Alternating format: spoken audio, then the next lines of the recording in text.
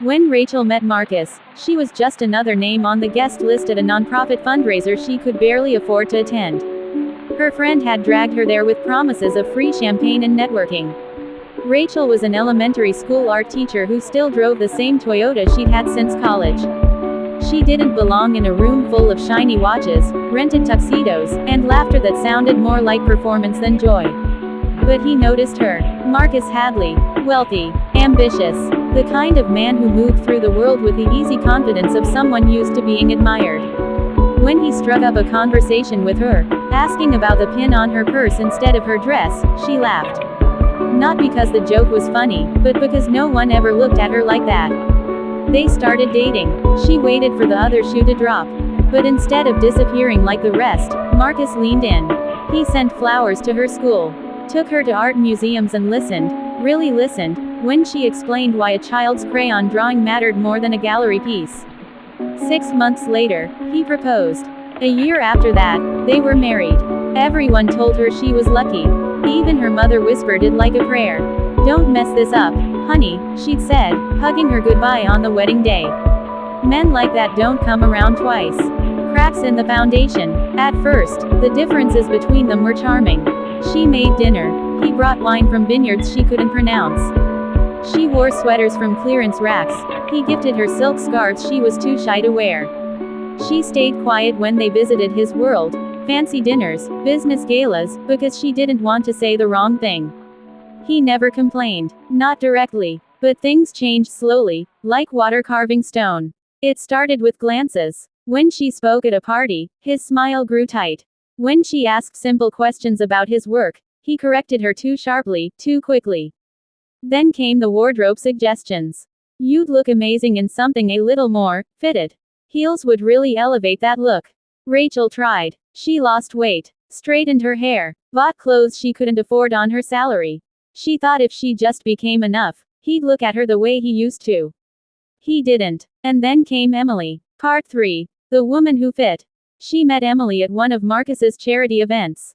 A marketing exec. Blonde, statuesque, laughed like a champagne cork popping. She kissed Rachel's cheek and said, "I've heard so much about you," in a way that felt like a lie wrapped in velvet. Rachel saw it then, the way Marcus looked at Emily. Not inappropriately, but familiarly. Comfortably. Like someone slipping back into an old shirt. Later that night, when Rachel asked about her, he said, "She's just someone from work.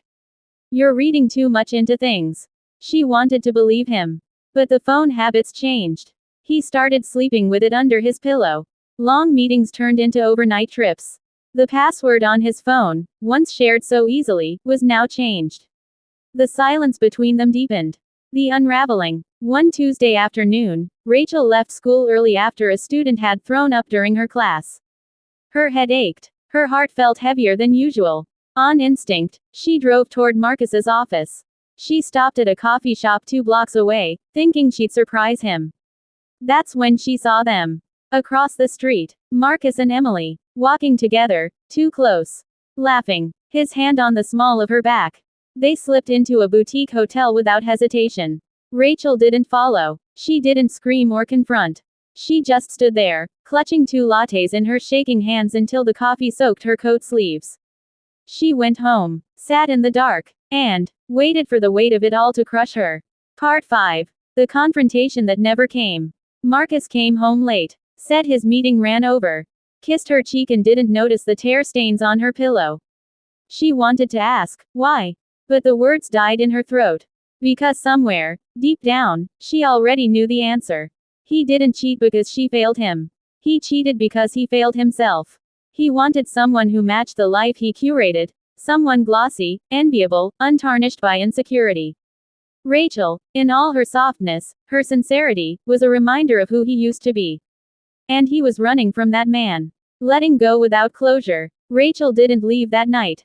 She didn't pack a bag or slam a door. Instead, she began to quietly reclaim herself.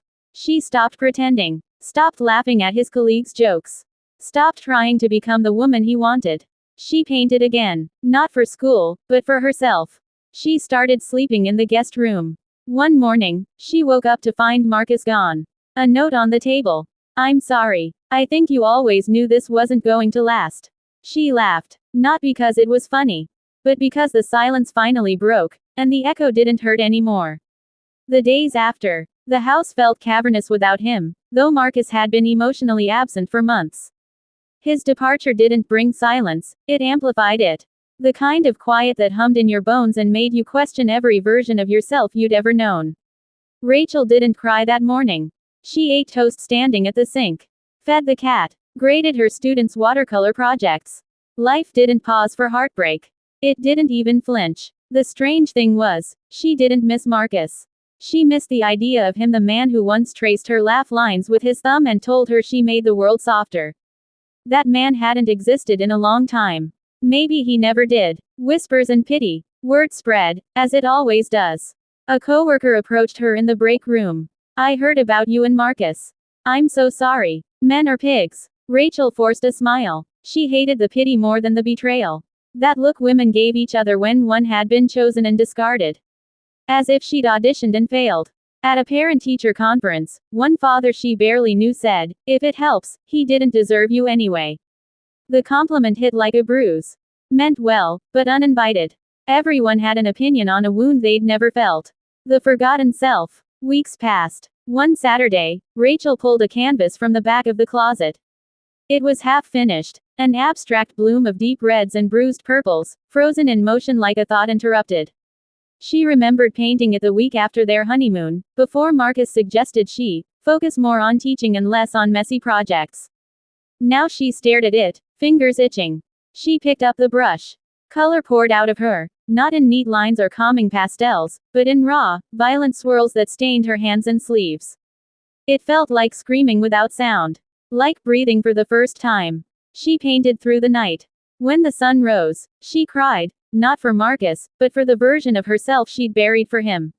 An unexpected message. 3 months later, a message arrived.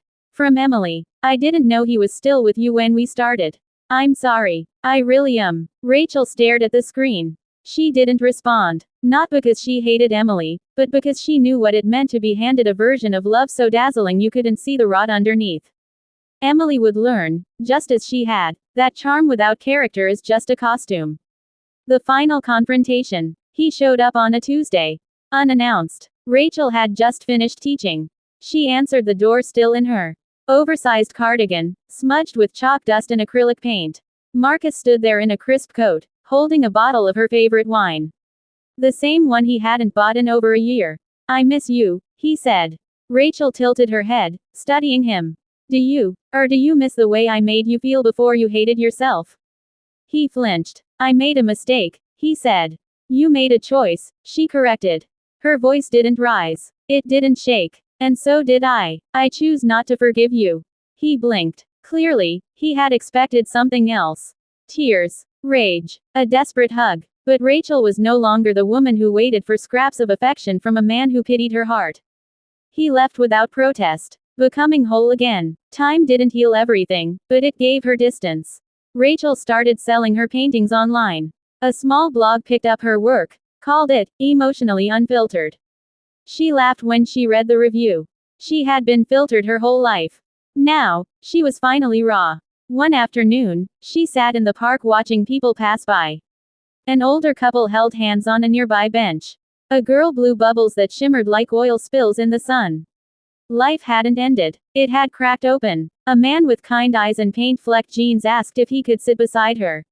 She smiled and nodded. He didn't ask her about her past. He didn't look at her like a project.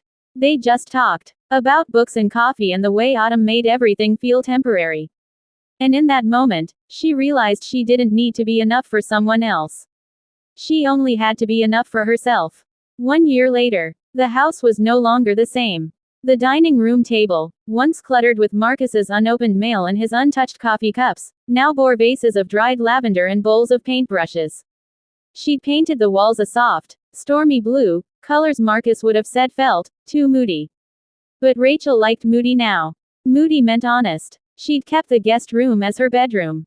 It was smaller, but it felt like her own, unburdened by memories, untainted by nights she spent pretending. Her divorce was finalized in April. Marcus never fought her on anything. No letters. No final confessions. Just a signature on a document that split a shared life into legal halves. She didn't mourn it anymore. She mourned who she had been. The girl who bent herself into shapes to be held by someone who only loved the version of her that stayed small. A new kind of quiet. There were still lonely nights. She didn't lie to herself. Some nights, she missed companionship, the warmth of another body, the way a laugh could fill a room. But now, the quiet didn't accuse her of being less. It embraced her. She started attending a weekend art class, not as a teacher, but as a student. It felt strange at first, taking instruction instead of giving it. But it humbled her, taught her that growth didn't come from knowing everything, it came from letting go of who you thought you had to be. Letters never sent. On a cloudy Sunday, Rachel opened a box she hadn't touched in months.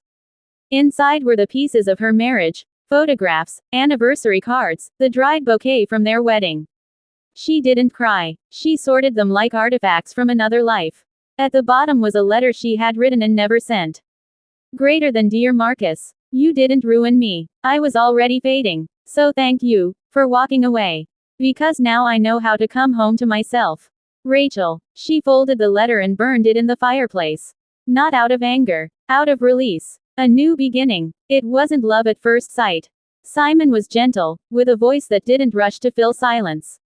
A widower. A father. A man who knew grief didn't always wear black. They started slow. One night, beneath a pale orange sky, he said, I like who you are, not who you used to be. And for the first time, Rachel believed it. Enough. On the anniversary of her divorce, Rachel stood in front of a blank canvas.